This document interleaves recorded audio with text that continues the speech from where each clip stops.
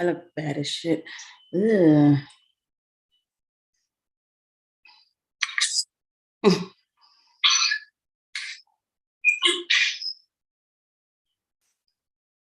I look bad as shit. Ugh.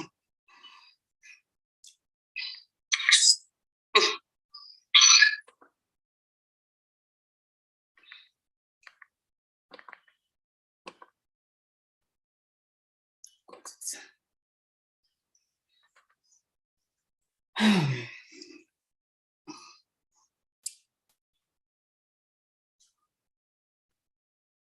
don't even know. Fucking.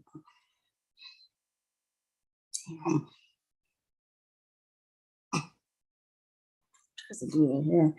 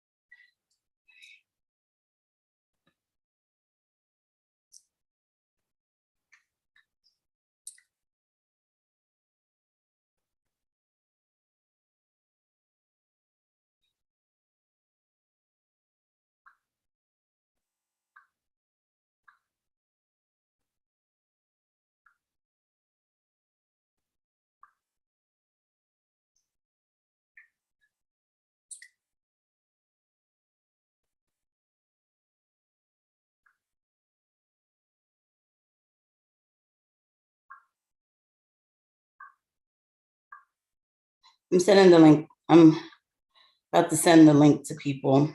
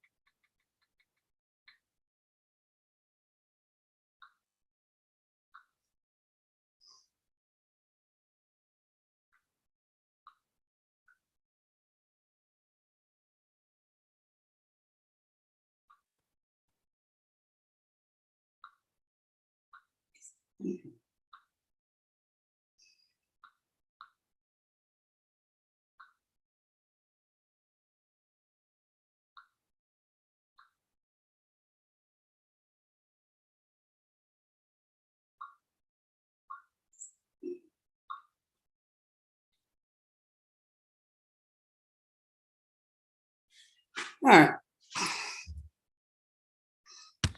This is like, it's a little weird for me because it's always weird for me when I go live because I'm watching myself on my phone to see if anybody's like chatting. Welcome to live chat. I just want to make sure I don't miss any chats or messages. All right, bet. Because YouTube will try to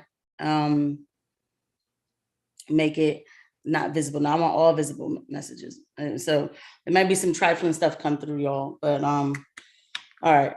So I don't know if anybody's on and can hear me yet, but I'm still sending the stuff over to on my God. I'm gonna send it on my Facebook, but I hate Facebook because they don't they don't post my stuff. Like they'll post it, but nobody sees it. So go figure.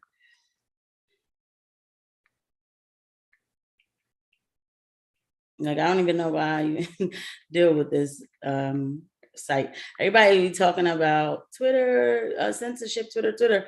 Y'all, Twitter. I mean, don't get me wrong. Twitter has censorship too. I don't like any kind of censorship, but Twitter definitely has. Excuse me, Facebook. What? They shadow ban like crazy. Okay, Instagram. They do the same thing. Twitter is a joke compared to Facebook. Like my stuff does not show. Like I just took a chance. I was like, let me just go ahead and try it. But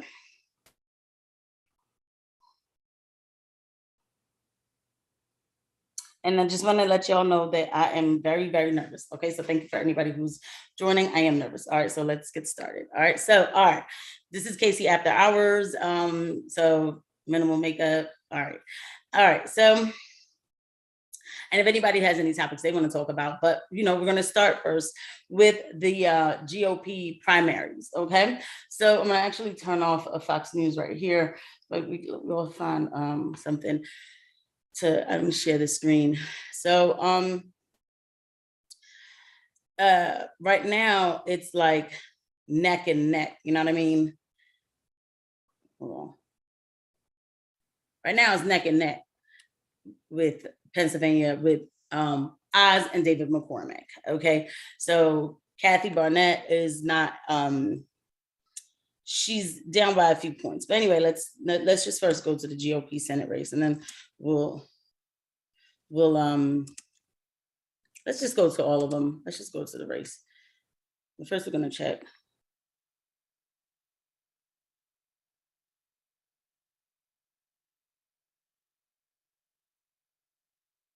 I'm about to put Fox Live on YouTube.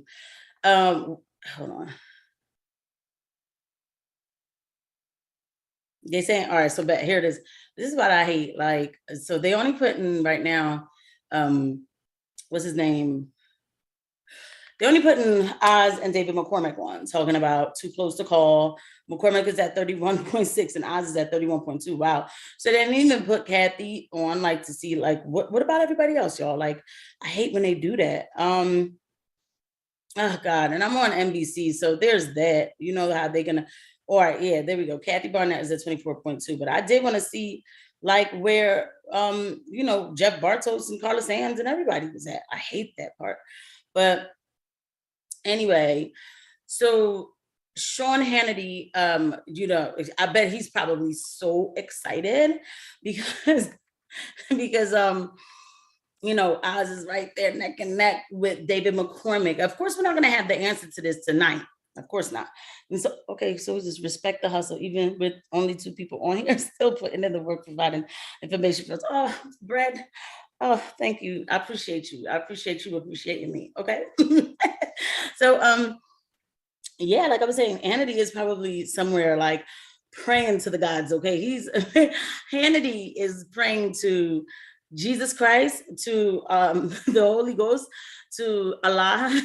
Like, I'm not trying to make jokes, but my man was going off. Like, I mean, like, he will not give Kathy Barnett any type of respect. Like, everything please, I need to find like a clip, because everything that he would say about, like, they would be like, yeah, she's doing okay in the race, you know what I mean, like, she's trying to, yeah, but I don't think she could win because she said that Obama was a homosexual. It's like, dang, Hannity, like, okay. Like, it's funny, but I hate the fact that I can't, like, I wish I could kind of get on my hold on. Now they have everything on here but what I'm looking for. I want y'all to see Hannity, but now they don't have his discussion on. We are going to talk about Gramps Biden, who went to Buffalo, and of course did his rounds and the whole, the hate, we're gonna combat hate, white supremacy, and they love it. They salivate over it. It's like, yes, white men killed Black people. Let's go. Let's mobilize. Let's go. So they, gave Grant some coke, and he was out there today. That's how I feel about it. Okay. So, but anyway, I'm gonna find him for you. Sorry. No. Hold on. This is supposed to be fun, right? We're having fun, right? Okay. All right. Bet. Here we go. And this is a Fox News alert. Tonight we are tracking primary results in 5 different states. Voting is still underway in the states of Idaho and Oregon, but at this hour, the polls are now officially closed in Kentucky, North Carolina, and in the Commonwealth of Pennsylvania, which is suffering a ton of election irregularities. We can report at this hour.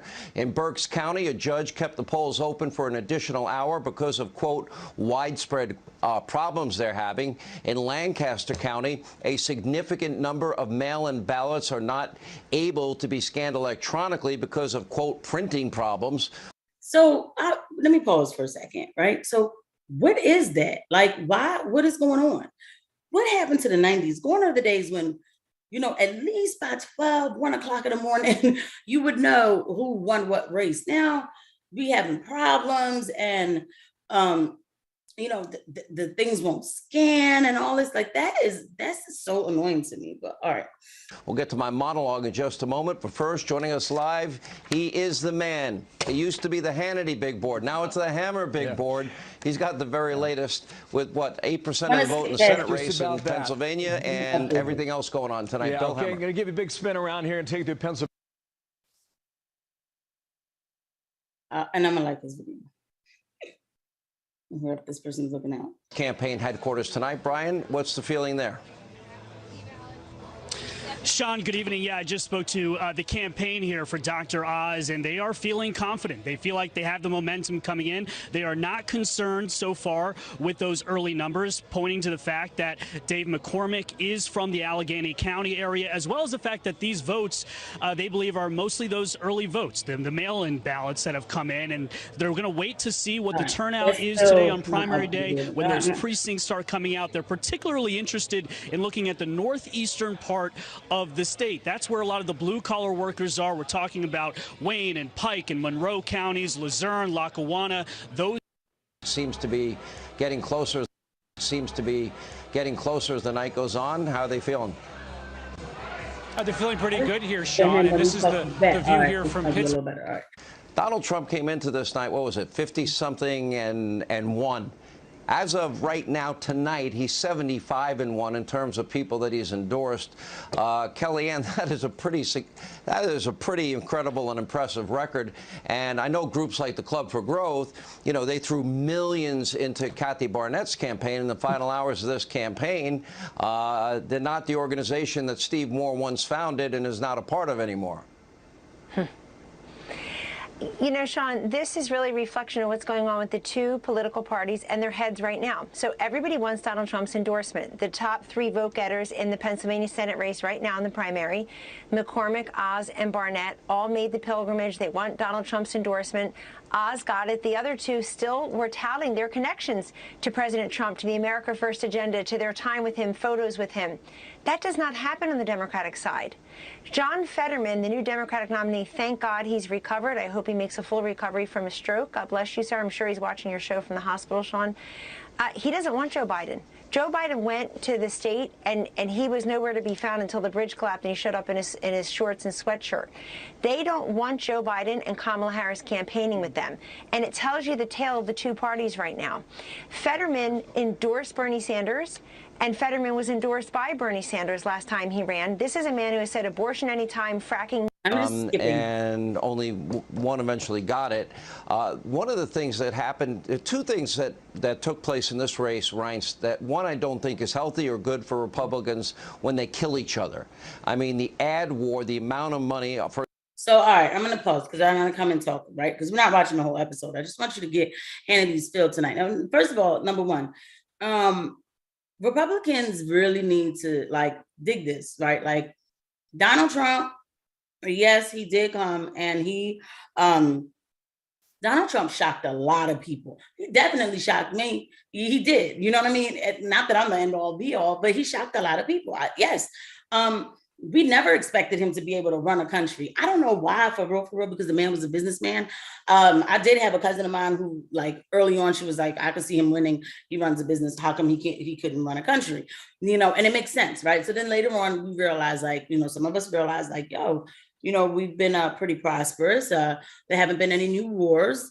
Gas prices are under control. Of course, COVID happened. I'm not saying that word anymore on this live, because the last live I did, I said that word, and they took down my live, and they suspended me. Okay, so there's that. So but under him, you know, like, we were very independent and stronger. We definitely wasn't, you know, rummaging for baby formula and stuff like that. So, okay. But Republicans have this thing that they do where it's like, well, we wanted the Trump endorsement. Trump. Like, the same way how I feel like Democrats will say, excuse me, everything. So this is why I hate going live, like, even when you burp. All right, anyway. So the same way how I feel like when they say, like, Democrats, when they be like, Donald Trump ruined America, and he's the most racist thing that ever happened, and he's horrible, and Trump derangement syndrome. I think that on the right, a lot of people have that too. It's like, without Donald Trump, they feel like, it's like, you know, people listen to Donald Trump. Well, if you don't have that endorsement, why am I saying endorsement? If you don't have that endorsement, then you're not, you know, no, like, don't get me wrong again. I'm not taking away anything from that man and what he's done, but you know, he's not the end all be all. No human is. Let's make that very clear. No human is. So, you know, I just, the way they do it, it's like, yeah, Trump this, Trump that. And it's like, yeah, he's the leader of the Republican Party. Y'all shouldn't even be saying that. You know why? Because he's not president right now. He's a strong force, but he's not president right now. Everybody's always looking for a leader. You be a leader yourself. The best, that individualism is so important in everything. Like, yes, we do need somebody to, like, mobilize. Something needs to happen. We do need to be organized, but we cannot put faith into any human being. And so that's how I feel. But all right, so just listening to a little bit more.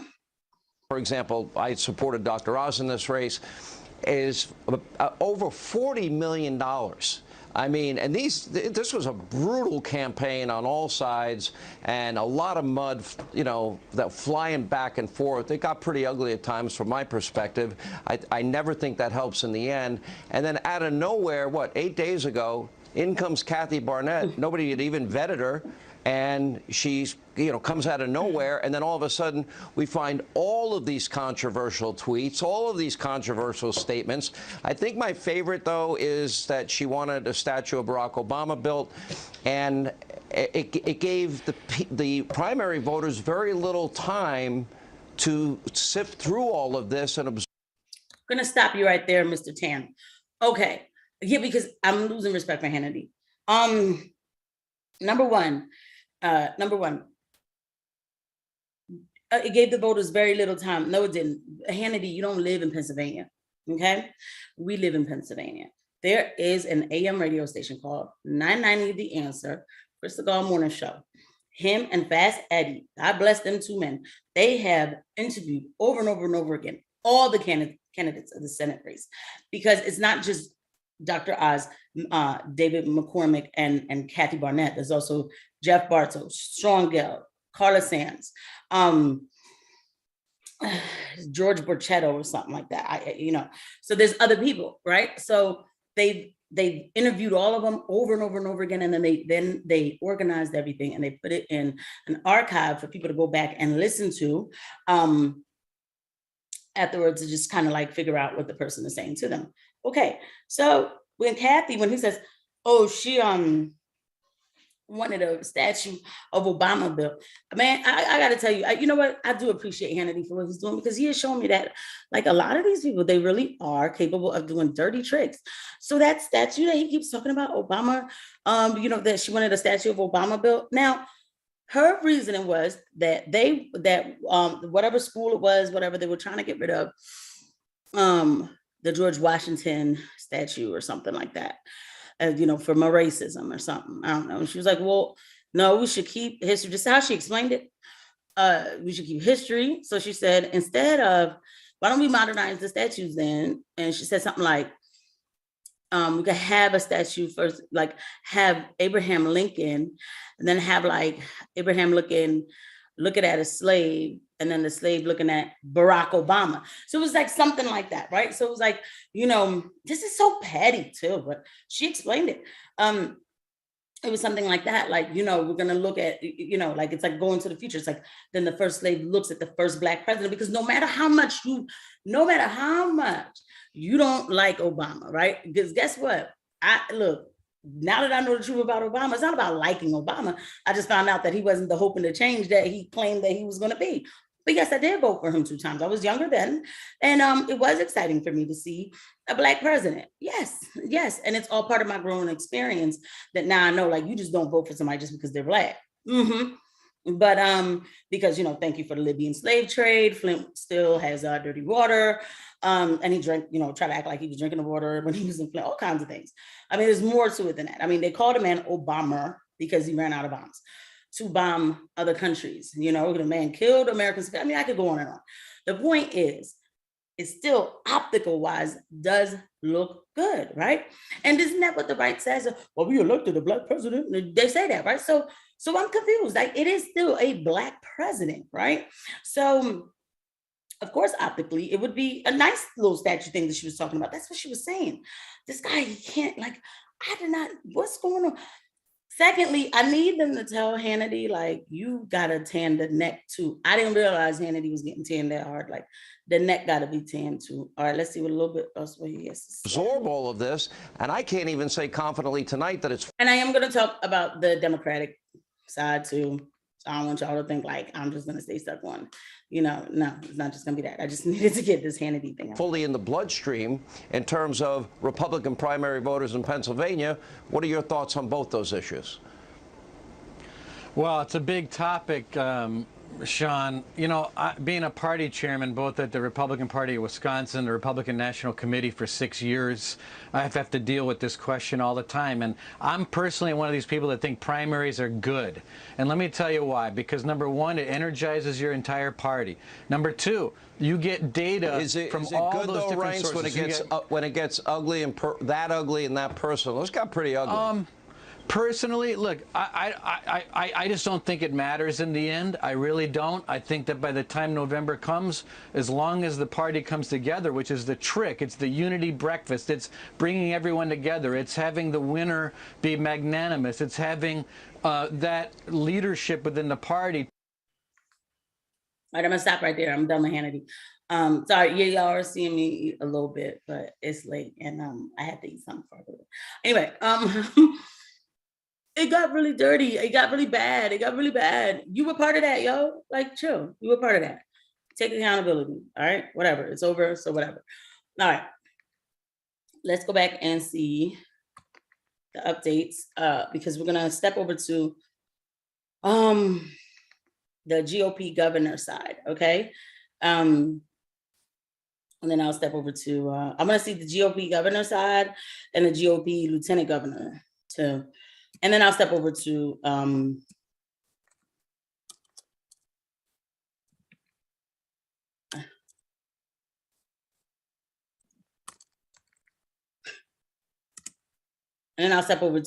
the Democrats.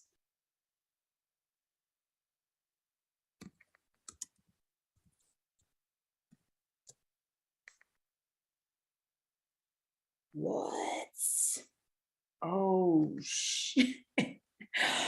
Oh, what? Yo, what? I'm sorry. I'm like, what?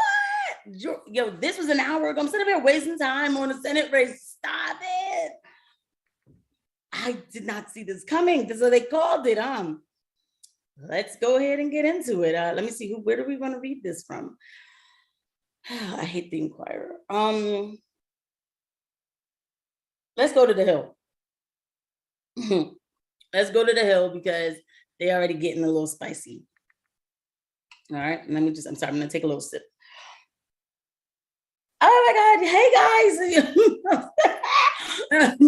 I'm like, hey guys, hey homesteading in Alaska, hey y'all. Oh, all right, cool. All right, let me just take a little sip. Yo, this is exciting to me. Like I didn't vote for Mastriano because I voted for Dave White. Dave White, excuse me, he had a plan for Pennsylvania. I did like his plan. Dave White, if you ever get a chance to look him up, you won't. He was running for governor. Dave White is the only person, when I read his biography, he did not have a college degree, but the man is a self-made millionaire. I think that is an amazing American story, because he said when he went to high school, he went to vocational school and he learned about steam fitters, you know? And so he did that for a while. And then he started his own steam fitters business and mechanical stuff, really good with pipelines and all that. A bank. Yeah. And he says, he's like, college isn't for everybody. It wasn't for me. He's like, but I learned a good trade and I was able to make a business out of it. He was like, I want to, you know, bring back vocational schools in Pennsylvania. He said he wanted to get rid of mandates, all kinds of, I said, oh, he had my vote. But I kind of had a feeling that, yep, Spicy Hill. I kind of had a feeling that he wasn't going to win. So all right, Mastriano wins Pennsylvania GOP governor primary despite party concerns. So Doug Mastriano Doug Mastriano was endorsed by Donald Trump. What I'm finding out is Lou Barletta found out when Doug Mastriano got the endorsement by Trump, apparently he said about Trump, like, I was loyal to you. I don't know when maybe all the election stuff happened, and he was like, I expected you to be loyal to me. So he felt some type of way about this. All right, so let's read a little bit. Pennsylvania State Senator Doug Mastriano was projected to win the state's GOP gubernatorial primary Tuesday. So all right. So we're gonna say he won, right? But I have election PTSD after 2020. So I can wake up tomorrow and I don't know who's the primary winner. Yes, okay. And so despite flagging effort from some Republicans to block him from nomination. Wow, the AP called the race at 9:51 p.m. Mastriano defeated a crowd field of other gubernatorial candidates, including former Rep. Lou Barletta, his main primary rival, and had a healthy polling lead during the weeks leading into the primary. Mastriano is a staunch hardliner in the GOP and has centered much of his campaign around the Spicy Hill unsubstantiated claims of widespread voter fraud in 2020. He also supported outlawing abortion without any exceptions and rolling back privacy protections for people who contracted COVID-19. What do you mean rolling back privacy protections? What privacy? When I said I wasn't going to say that word. They're probably going to shut down this whole live now. The state senator scored a surprise endorsement from former President Trump over the weekend, helping inject a late jolt into Mastriano's bid. I don't think that's really true. A lot of people know who Doug Mastriano is. I mean, yeah, Trump endorsement did help him, but it's not like he wasn't known like who he was. Still, Republicans had to scramble to try to head off a Mastriano nomination and waged a bungling effort to coalesce around an alternative candidate. However, conversations among the other major campaigns and some local state GOP officials failed to push out any of Mastriano's top rivals, leaving him the path to victory with just a plurality of the vote. And so why am I doing this? Because I don't want to see my party pull a Thelma and Louise and go over the cliff when we have an opportunity in front of us to really put this Commonwealth back on track. Sam DeMarco. So this must have been the person who was trying to like get rid of Doug Mastriano. Mastriano's nomination is particularly frustrating for Republicans. I don't think that's really true.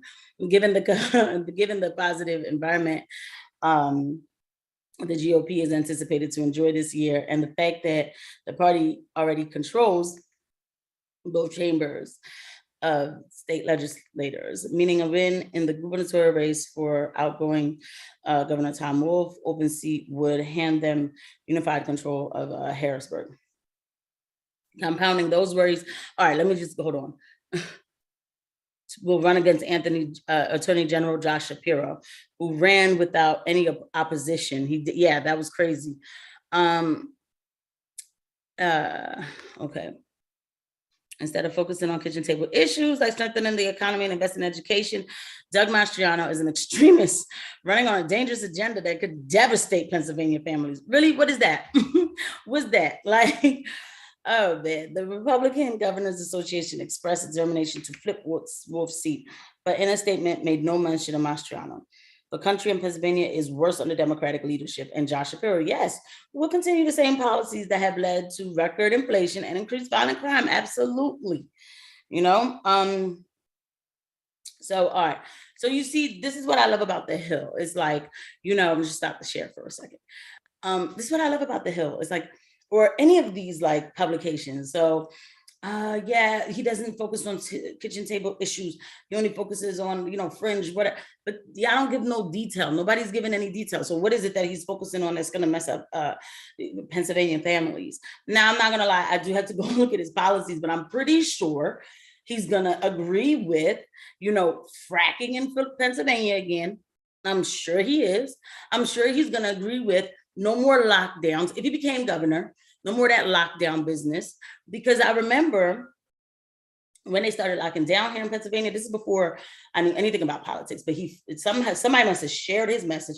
This when Facebook used to allow people to talk. And I saw him say, like, I don't understand why people are being locked down. I don't understand this mask mandate because this is not a law. You know, Tom Wolf is saying to do X, Y, Z, but I didn't see any law run past my desk saying that we're supposed to be following these orders. Like, this is crazy. And I remember thinking back then, like, who is this man? I'm following him. You know what I'm saying? So I never forgot him even from then, but it's not like I continued to follow him. The only problem I have with Doug Mastriano is that Pennsylvania, every time we vote now, anybody who sends in just a random mail-in ballot, just know that every time you do it, it's unconstitutional. Okay. And there's nothing fringe about it. When we changed the rules, they said we changed the rules because of COVID. Nah, y'all changed the rules in 2018. Nobody knew about COVID. Okay, God, that's the fourth time they're gonna shut me down. Anyway, so they changed the rules and made it that people could just mail in votes and put, you know, drop boxes and all that. Never amended the Constitution. You're not supposed to just change voting rules, but first of all, without letting the people know, and so you have to let the people know because you're going to make a change to the Constitution, and technically it has to be voted on. None of that happened. We woke up and it was like, yo, send ballots. Send ballots. Send ballots is the best. Ballots everywhere. Ballots in the air. Ballots. So we vote against our Constitution, straight up. And it's still, I don't think has been fixed. I think they're trying to work on it now, but it hasn't. And so he was one of the Republicans who voted for that. And now, so Republicans say, well, we did it because we thought it would make people easier to vote Republican, just make it easy for people to vote anyway. We did not know that it was going to be used against us like this. Okay, so that's all I have to say about that. But after it happened, I will say that he did really felt some sort of guilt or something, because he was like, you know, he went hard on the Jan 6th. He went hard. He went hard. So I'm not shocked that he got that endorsement. All right, so let's go back and see. So all right, so it's gonna be, wow. Okay. I'm excited. I'm not gonna hold you though. Like, I am excited that Doug Mastriano is the primary for Pennsylvania. I'm absolutely excited because I just read another article where they were saying, and I made a video about it. I just didn't post it, but they were saying in the article, they were like, oh, Doug Mastriano is part of the Christian nationalists. First of all, what is a Christian nationalist? Y'all need to chill. Y'all really need to chill. Okay. Secondly, they were like, he's like a Ron DeSantis. I said, oh, Jesus, God, please make him be my governor. I said, oh, God, we need that. We need that. All right. And so, all right. All right. So let's see. PA primary lieutenant governor. Because I did have a bid up in there. So let me see. Pennsylvania primary. Let's see what's going on here. Damn. Oh, wait. Oh, darn. Her name is Del Rosso. Okay. Oh, this guy. I'm grateful and deeply humbled to be the Democratic nominee for Lieutenant Governor of Commonwealth of Pennsylvania to run alongside Josh Shapiro. We got a lot to do. Pennsylvania, and the general election starts now. Christ have mercy, I'm scared. I gotta find out who this guy is. Okay. Kerry Del Rosso appears to have secured a victory for the Republican ticket. Damn. It's all right. It's okay. I voted for Clary Schillinger. Man, she's no joke. She was really like, she really was out there doing her thing. She, oh, look, we have Barletta concedes. Let's look a little bit about that, right? I had just gotten off the phone with Doug Mastriano and congratulated him on his victory here tonight. Many Republicans are frustrated with the way this primary had played out. Party leaders, elected officials, conservative organizations failed to take steps to prevent such a large field from forming. But one thing that we all can agree on is that Josh Shapiro cannot be the next governor of Pennsylvania. And after that, Lou went on to thank all of his supporters. Hold on, y'all. I'm just retweeting the fact that I'm live.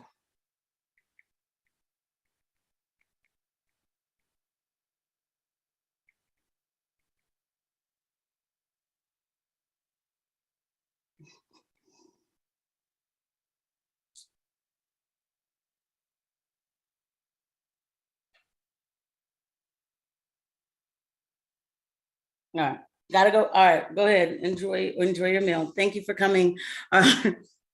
So all right, so you made a good point. So like I said, I did vote for Clary. She was doing her thing. It's all right. It's cool.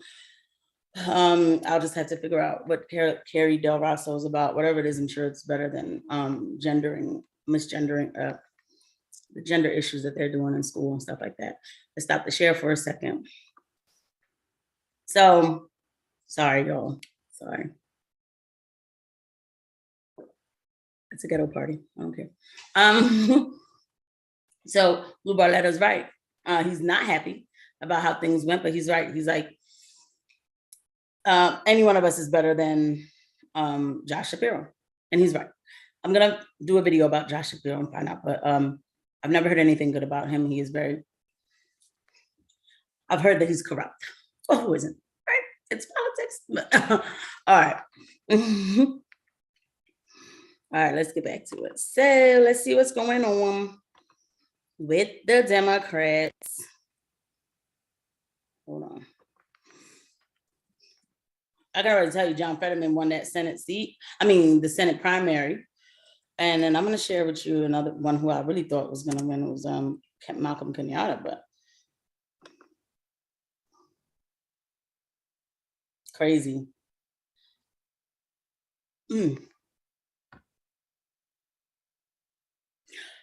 So 45 minutes ago,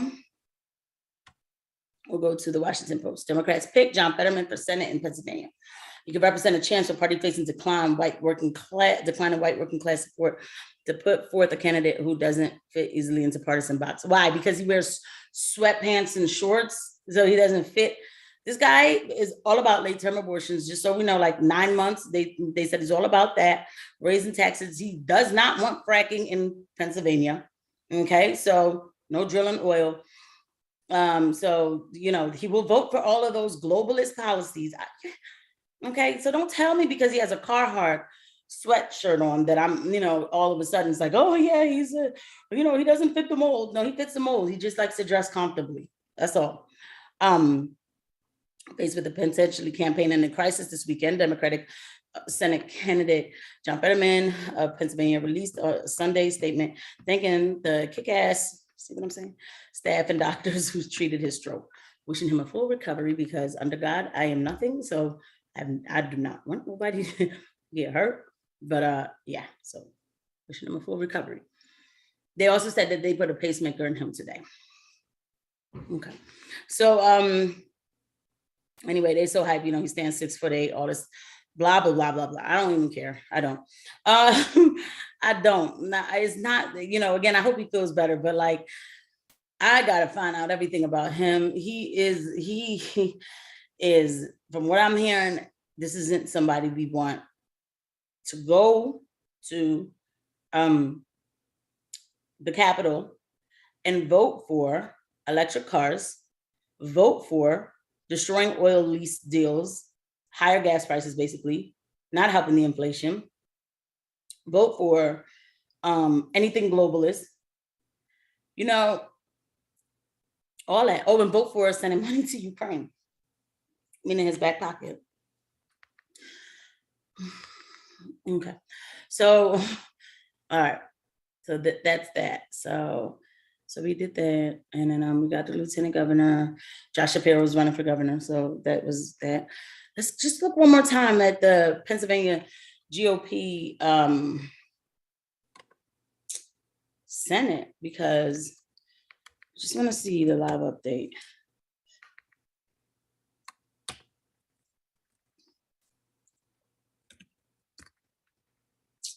My fingers do that. 7 hours ago, 5 days ago. What the fuck?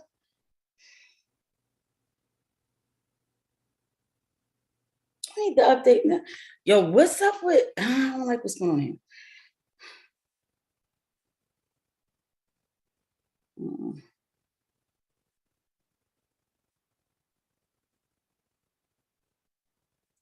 All right, let's see what Kornacki's talking about here now. So right now, this is what we're seeing in the Republican Senate race, okay? These are the statewide numbers. Notice how much smaller, they're counting up votes in the same places, but they're counting up mail ballots. And the numbers are just much smaller on the Republican side than when we're looking at in the Democratic side. And that includes, take Montgomery County. This is, on the Republican side, this is going to be, they're going to produce a ton of votes tonight. But right now, 3,326, there's about 10,000 votes on the Republican side that have been counted up in Montgomery County. It's just the mail ballots basically right now. When the same day comes in, you're going to see a ton more votes on the Republican side, and I think you've got a potential here for there to be a bit of a shakeup. You see, McCormick is doing well. What we can say right now, a couple things about McCormick. His base is Allegheny County. On the ballot, it says he's from Allegheny County, so you got some votes there from his base and from around his base in western Pennsylvania that are in, and he's doing well with the mail-in ballots. But there just aren't as many mail-in ballots, nearly as many on the Republican side as there are on the Democratic side. And the other place, obviously, where that's true, the Republican race for governor. Again, just not a ton of votes that have been counted up so far. We have seen this story. The Senate would be a big step forward for Pennsylvania's working people. Not a surprise, obviously. And I've said it before, but it bears repeating. The White House really views Pennsylvania as its best chance for a pickup. They signaled this sort of pull away a little bit from Conor Lamb a few months ago, and they said, hey, we think either Conor Lamb or John Fetterman can be strong. That's right. They saw the polling. They saw where this was headed. They said they saw where it was headed, and they're not surprised, but the general has already begun for the White House. With us now is Faiz Shakur, advisor to Bernie Sanders and founder of More Perfect Union, and Sarah Chamberlain, Republican strategist. Okay, I'm not gonna listen to all that, but so all right, so we still have Fetterman. So all right, I'm gonna leave it there with the GOP Senate race, because I mean it's already 11:30 over here in Pennsylvania now. I'm trying to hang tight to at least midnight, but I'm going to sleep after that. I have to be up and be at work at 7. That's the problem. When you're over 30, you have these responsibilities, and then you can't hang all night, right? All right, so hold on, y'all. Never mind. I can't. So, all right. So we'll leave it there for the GOP. And I just want to introduce y'all to Malcolm Kenyatta, because I gotta hand it to him. I really thought that I'm actually kind of shocked. Not that I was gonna ever vote for a Democratic candidate. No, I wasn't. But I thought he did, pretty good. Like, cause I saw him on CNN, and he was just he was a little unifying. You could almost get caught up, but then he said stuff. What they don't count on is all of you. And when we decide to do big things together, anything is possible. When I was a kid, we moved 6 times. My mom worked her butt off and still had to ration her insulin. She once told me, the only way things will change is if you do something about it. So I began a life of service. As a state rep, I fought to raise the minimum wage, protect workers' rights, and combat gun violence. And I campaigned all across the Commonwealth to help elect Democrats and President Biden. We can have affordable health care, protect a woman's right to choose, and have safer communities. But it comes down to this. We can't expect the Senate to work for working people unless we send a working person to the Senate. I'm Malcolm Kenyatta, and I approve this message. And so that's the thing. So like his message sounds good. He's right, because you know what? You can't. The Senate really does need we the people. Everywhere needs we the people. Everywhere. Whether it be Senate, Congress, all that. Like, no corporate politician, corporatists, which I feel like we're getting ready to elect in the primary for GOP senator. We need we the people. And it's not even just about like, oh, you have to be working 9 to 5 or doing doubles and stuff like nah, but just be the people. You can have your own business or whatever, but just be the people, but the problem is, and so that sounds good. So here's the thing. And he captioned, the pundits think this race is about the color of my skin or who I love, but this race is about who I'll fight for. And in me, working families like mine across PA will champion the U.S. Senate. Too much is on the line. He did go to like small towns in Pennsylvania, and he said on CNN, he was like, was it CNN, MSNBC or whatever, with Chuck Todd, he was like, he said a lot of people basically think that Pennsylvania is a racist state, but it's not. And really, to even say that as a Democrat, like, I thought that was pretty, it had integrity for him to say that, because it isn't. It isn't. People are people. So I did, we have, that he's trying to unify the state by saying that. I can understand that. But the problem is for him, it's like, it's not about, the color of my skin or who I love. Yeah, but for your team, it is. I mean, unfortunately for you, you did not get the nomination. But for your team, it is about the color of your skin and who you sleep with. And that's the problem I'm having with neo-Dems, right? Everything is always the first Black gay this or the first woman that. I need to know that the person is qualified. He probably was qualified. Now, he is, but I help people vote for Joe Biden. Yeah, and that's why our gas prices are up. We need to pay attention to policies. And come on now. And he already is a representative. So, like, if you help people vote for Joe Biden, like, I'm confused because, like, look at where we at. Our gas prices are not getting any lower anytime soon. The man said, I'm not gonna frack on federal land. He told us the plan, And so these people would tell you, my mom had to ration her insulin. Yeah, under Joe Biden, insulin actually got more expensive. So, it's like the lies, it sounds good, but but when you see the aftermath, the hindsight, it's like, it's not what you're promising. It's not what Democrats promise beautiful things, and it's never that. Don't promise me beautiful things. Tell me the truth. Tell me the nitty gritty. Keep it real. What do we need to do to get to where we need to get to? And I'm good with that. I don't need you to love me. So I'm going to start talking about other things. So that's pretty much what's going on in Pennsylvania. So we'll see, what happens with the GOP. I'll let y'all know on Twitter tomorrow. But before I go off, there was somebody who was going back and forth with me today about Donald Trump being racist. It's like, yo, bro, man, we still talking about this. All right. So he basically argued that Black people are too emotional about racism, yet when I point out that Trump, white supremacy, racism go together, their ideology is getting us killed. Rather than rebuke the facts, you can only accuse me of being a bot. That's all you got. So this guy is telling me that the racist ideology of Donald Trump is getting Blacks killed. Hold on.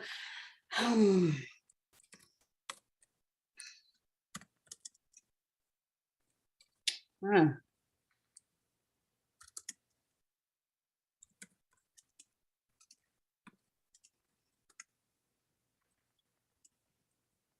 I know he's not watching this, even though I sent him the link.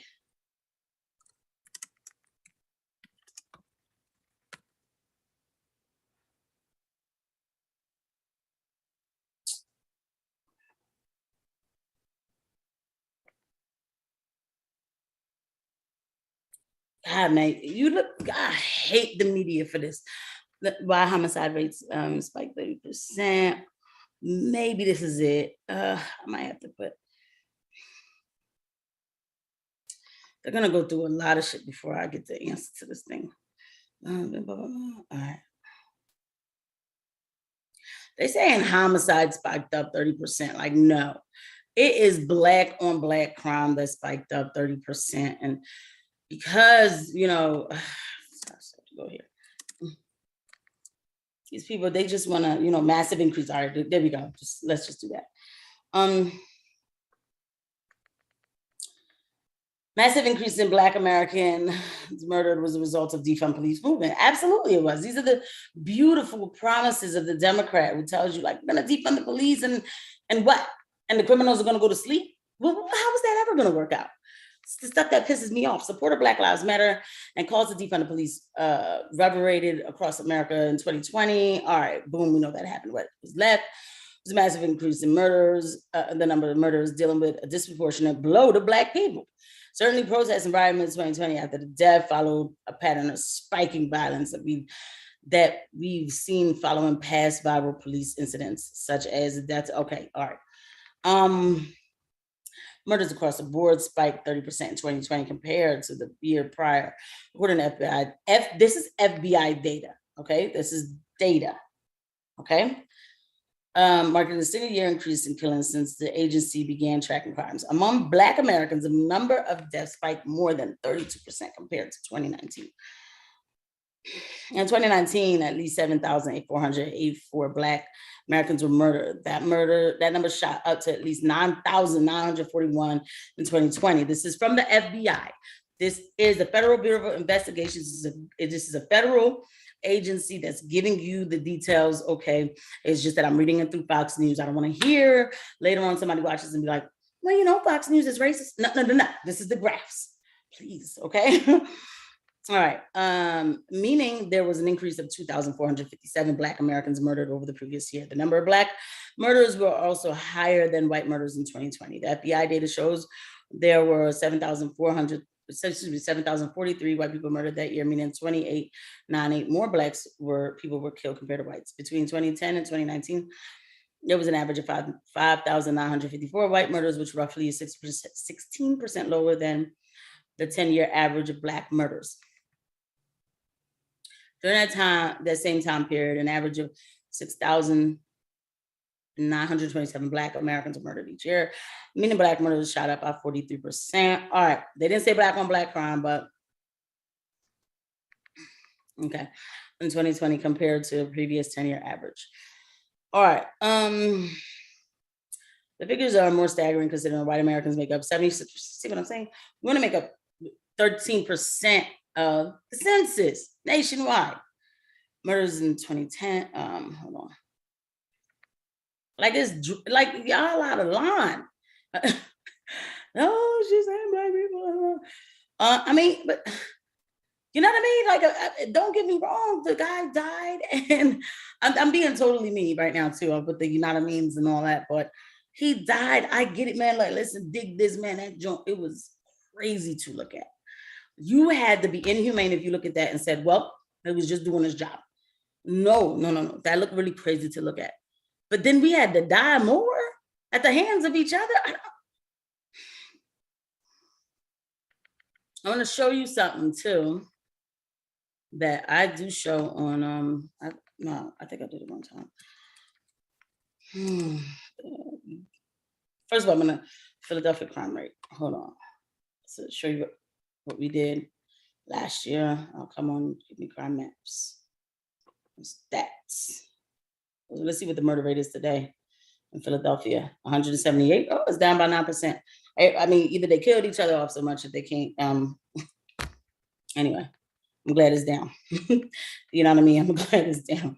So 562. Out of line. 562. Okay. That's not all black people. Don't worry. 2016 was only 277. The less it was 246 in 2013. We had a DA named Seth Williams, who everybody hated. They said that he was self-hating and he was hard on black people. He was hard on criminals. I don't think he was hard on black people. Black people are not criminals. Black people are black people. He was hard on criminals. Anyway. All right, but it's just saying the murder rate. I know. Hold on. It's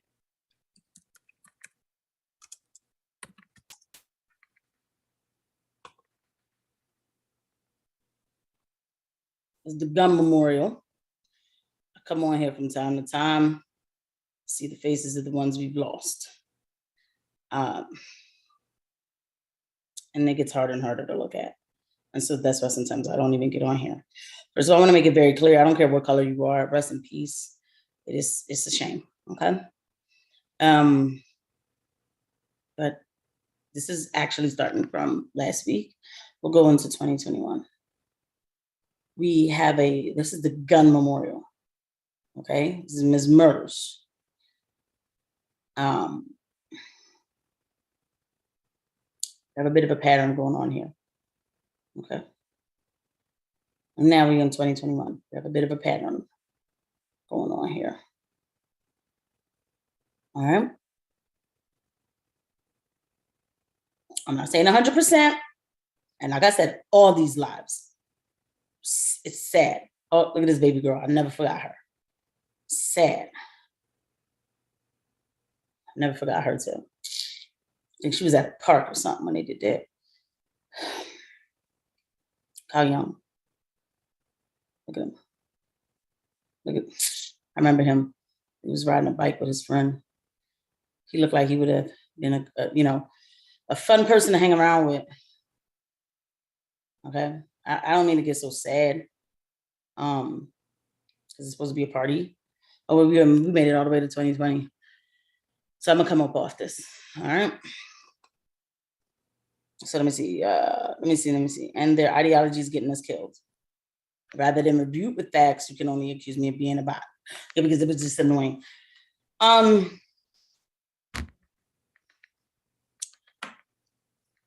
very sorry about what happened in Buffalo, and those lives matter. There are not that many militias out here killing Black people.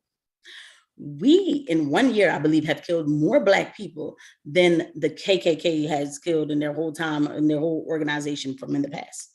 You know what I'm saying? Miss me with it. This is why I don't even get into it. I don't, because no matter how much people just want to be right. Yes, it is bad. Racism is terrible. It is absolutely terrible. But at the same time, that's not the biggest threat to Black lives. Tupac said this back in the day. He said, y'all tell me I'm supposed to be scared of the cops or whatever, but the one that I'm, basically trying to kill me is the one that looks like me with a gun. I can't remember the exact line. Tupac has my birthday too, by the way, June 16th. Okay, so Trump, white supremacy, and racism go together. There's a lot of things with the whole, Trump said they good people on both sides. He also said, except not white nationalists. And I don't do the whole, he's not racist. I don't do that for anybody. I don't do the whole, he's a good person. I don't know anybody personally to say that, right? But I'm saying that all the media stories when they were trying to tell us like, oh, Trump said X, Y, Z. But when I would go back and look, oh, well, no, he really didn't say that. By the 6th paragraph, they were telling me what he really said. Now, is he bombastic? Is he loud? Yes. Does he have a very harsh demeanor and a very harsh delivery? Yes. I don't need you to love me. I need you to run this country. Okay. All right. Joe Biden, he's not running the country. And all right. So real quick, I just want y'all to see this because them gas prices about to blow up. And then we're gonna wrap up, right? Man.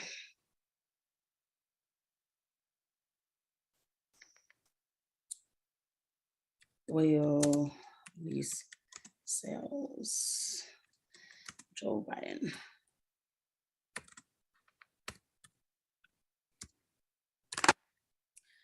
All you do is talk bad about.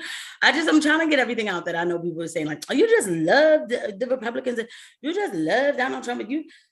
It's not that, man. I don't know how many times I got to tell y'all, like, if I have it in front of me, what am I supposed to do? How am I supposed to love this when my gas prices are already high? Hold on. Biden administration cancels oil and gas lease sales in Alaska and Gulf of Mexico. I really wish Homestead Alaska was still on here. He could have probably told me a little bit more about that. But I heard one of these, they try to say like, oh, these things weren't really in demand or something like that. But then I heard later on that they were in demand. You know what it does now? So it's like, if we don't have, so gas refineries are not even making enough, they're not making gas like that anymore because, well, where are you going to get the oil to? We're not producing oil to even refine into gas. And then when they do make gas, now they're making diesel gas because we have a diesel shortage. Hold on. Sorry, y'all, I have to take a sip. It's just too much.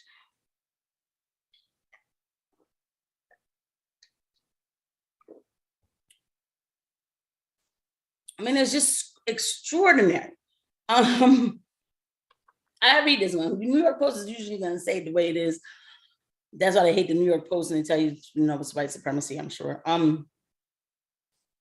Canceling federal oil leases sales exposes Biden's utter malarkey on fossil fuels. Yes, it's tired. Like, he's trying to end U.S. production of fossil fuels. Like, but y'all didn't give me anything to replace these fossil fuels with, okay?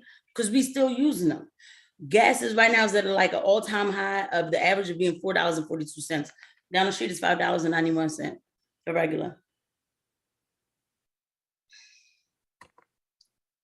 Pay attention to policies, but none of this shocks me. At the minute I said, man, I should go back on my Facebook. I could do this forever. I documented this stuff. I said, wait a minute. My gas prices are going up. I said, the man said he was going to stop fracking. He killed the Keystone Pipeline deal. He's been killing oil sale leases. He's been stopping to give permits on land that can actually be drilled. We do not drill oil. Then he keeps using our reserves. We are running out. It's the lowest it's been since the 80s. Why do you need to know this? Well, because that's why your gas is going up. This is why next time you don't vote for somebody who tells you they are not going to frack in federal. I'm sorry. Where are we gonna get the oil from, right? So I still need it. Okay. So diesel fuel shortage, and then I have one more thing. I have a lot of things I could talk about. It's just like, yo, like this shit is wild, dog. Like, what is going on, man? Truckers feel impact of diesel prices as potential fuel shortage. We're gonna leave it right there. I had seen somebody on Twitter tell me like 3 months ago. I think it was 4 months ago, like, yo, they running out of gas where I'm at. Like, this does not happen here. Okay, so you know what happens? When the prices go higher, diesel, delivery prices are gonna go higher. Africa's facing significant fuel shortages. Haven't got so those prices go higher, right? And then you know what else is gonna go higher? Food. The farmers, they use that diesel for their tractors, for everything. My God. Wow. But no mean tweets. Yes, yeah, I have to say it like that. I'm almost done, y'all. I'm almost done. Y'all, we're doing good. We're doing really good. I really enjoyed this talking, guys. Hold on.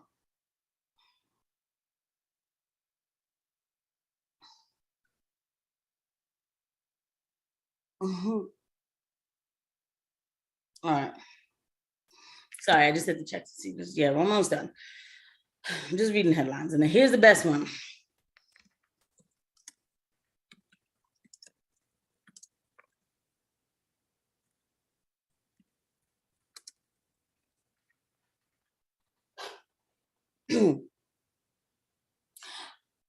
Okay, so Biden administration actually is beginning to easing Venezuelan oil restrictions. The administration is trying to take advantage of closing. The Biden administration has eased restrictions on the main U.S. oil company with assets in Venezuela. In a gesture, the senior administration officials said it was intended to support talks between government of President Nicolas Maduro. The Treasury Department issued an air license so Chevron can restart production that has ceased under U.S. sanctions in Venezuela. Because they're going to need the gas. Because we got to get it from somewhere. No, wait, hold up. Whoa, my bad. I'm sorry. If the government returns to negotiations with the opposition aimed at guaranteeing free and fair elections in 2024, what is that? Okay, wait, what? Hold on. The license is the first in what could be a serious step towards oil sanctions release, dependent on Maduro's government cooperation, said officials who spoke on the condition of anonymity to discuss sensitive matters. All right, so if the government returns to negotiations with the oppositions aimed at guaranteeing the free and fair elections in 2024, what the hell does that have to do with? The United States could permit Chevron to begin shipping equipment to Venezuela. Ah, yes, equipment. If the talks are successful, Chevron could be allowed to extract and sell Venezuelan oil. Because that oil has to, go to other countries. The European countries, they're going through it because, they sanctioned Russia with gas and, all this stuff. And Venezuela has to come and save everybody. It looks a little familiar to me. I'm going to end off with this. For real, I am. I'm going to wrap everything up in one big type of Venezuela. I'm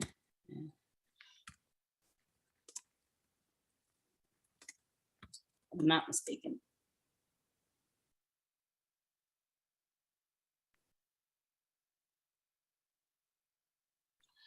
I'm not going to, it's no longer recording documents, read everything because I never did get into the Caribe situation with Haiti and Venezuela. Because this was happening in, hold on, when was this written? This was happening in 2019. I wasn't paying attention to foreign affairs because I was spoiled. You know what I mean? So I didn't need to know that there would be a foreshadowing of my life here as an American. So Port-au-Prince, a dispute between Haiti and the U.S. trade, these long blackouts and food shortages, feeding anger. First of all, so I guess this, man, I'm gonna come back to this picture. I'm gonna wrap everything up for y'all. The capital of Port-au-Prince, power grid was out of blue. Hold on. What's the Western Hemisphere's poorest nation? I hate when they call it that because the land of Haiti is the richest. Okay, gold, oil, uranium, thallium. Look it up. It's full of stuff. The Clintons, they suck it dry. They suck it dry. Ain't nothing. There should not be one hungry person in Haiti. Okay, all right. Haiti long relied on food shipments from nearby OPEC member Venezuela, which offered cheap financing. Okay, but the scheme fell apart last year due to economic turmoil in Venezuela, forcing Haiti, a nation of 11 million people, to return to international markets. So somehow I'm sure America got involved with that. I'd have to go in and find out. But anyway,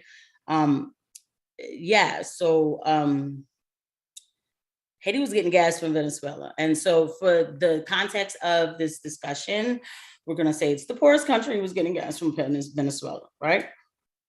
Except for now, we about to start getting oil. Like we don't have that at home anymore. You see what these are? These are, this is street gas. When I went to visit Haiti, around this time, there was no gas.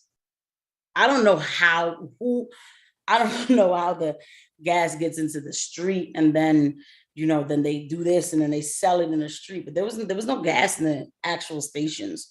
We had to buy street gas. Just a couple more pictures, right? This is Haiti. Very beautiful country, but my God, has been eaten up. Eaten up. Very strong people, but no organization. That's just a whole nother conversation.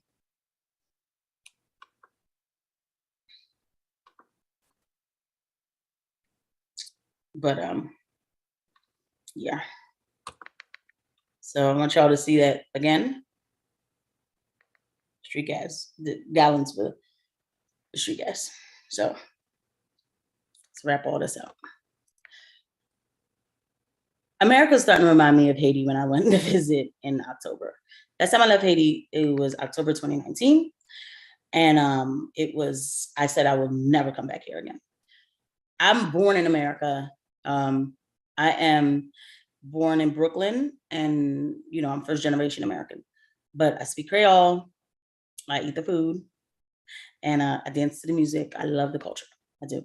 So when I did visit Haiti before October, even though there was turmoil, I still had a great time. Oh my God, it's so beautiful. The island itself is gorgeous, but everything is broken because everything is extracted from it through corruption and nothing is put back into the island.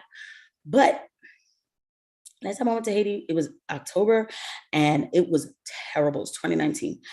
There was no energy. It wasn't even just no gas. There was no electricity. You had to wait for the government to give electricity. And then people were like, they didn't give us electricity since in 30 days. And I was like, what does that mean? Oh man, when I left Haiti, man, I had a newfound appreciation for this country. I'll tell you that. When I left in October, I said, what do you mean government give you electricity? Yeah, the government isn't giving us electricity, so we don't turn on the lights, like we use candles, and pioneer shit, okay? And I'm like, in America, you pay your bill and then you turn on your light. And it's like, wow, that's cool. Like, yeah, we don't. And then it was like, oh, yeah, we went to like 5 different gas stations and it's like no gas in the gas stations. And my friend, who was like, you see how you could be rich and die in Haiti? Because you have the money to get gas, but we don't have no gas. Excuse me. So, we had to buy the street gas. And he was like, the street gas isn't good because they mix it with other stuff. I'm like, this is insane. What do you mean you're running out of, like, massive riots in the streets, chaos. They ain't got food, but they got guns. I believe in 2A. I'm just saying, how come they don't have food, but they have guns? Who's funding these riots? Massive riots. I said, yo, I left Haiti. I said, I'm not coming back. Not because like, it wasn't just that. Part of it was that because I'm like, yo, this is craziness. Like, this is crazy. And I was going to hotels that like, I'm a nurse, so I was able to pay for a nice hotel. They still didn't have electricity. I said, well, how do people live like this? This is insane. I said, damn, came back here and I said, thank you, Jesus, thank you, Jesus. And then one day we ran out of gas here. This was obviously now after in the Biden administration, we had gotten hacked and then people was on the news, they're putting gas bags in their car and all, about to level the whole neighborhood. And I'm like, ran out of gas. That sounds familiar. I'm like, I never thought I would see that here. Then, we don't drill. So now it's like the gas prices are getting higher and higher and we're running out of it. We are running out of gas. We are. Joe Biden constantly goes into our reserves. He takes out and says he's going to help us with the gas prices. He's wasting the gas. Gas, oil is all the same. Like, he's wasting the fossil fuels. Joe Biden said, to help us with the prices. That fossil fuel, that oil, that liquid is therefore a disaster, not because you decided to shut down drilling in America. And now we are energy dependent. They tell you fossil fuels are racist. Yes, Cori Bush said, we keep talking about the racist fossil fuels, white supremacist fossil fuels. It's white supremacy.